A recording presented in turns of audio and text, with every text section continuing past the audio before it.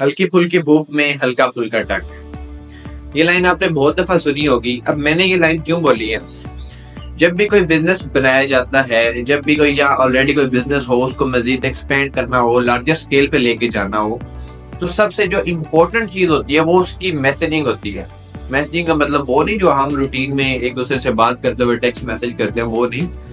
Messaging کا مطلب آپ کسٹمر کو کس طرح سے کمیونیکیٹ کر رہے ہو کہ وہ آپ کا برانڈ، فار ایگزامپل آپ کا کوئی بھی بزنس ہے، کوئی پروڈکٹ ہے یا اس کی سروس ہے، وہ آپ سے کیوں بائی کرے، کب بائی کرے یا کیوں، اس کو وجہ دینی ہوتی ہے.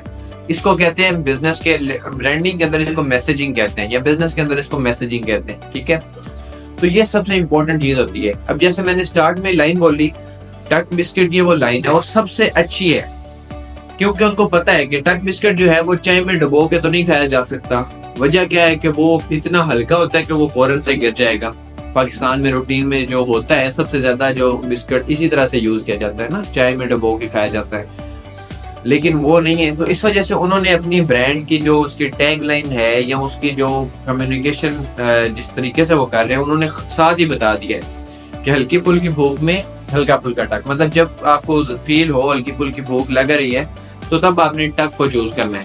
مطلب کسٹمر کو بتا دیا ہے کہ وہ کب بائی کرے ان کے پروڈکٹ کو.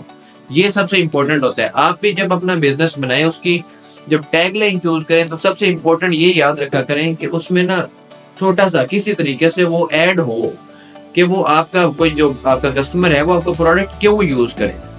یہ سب سے امپورٹنٹ چیز ہے.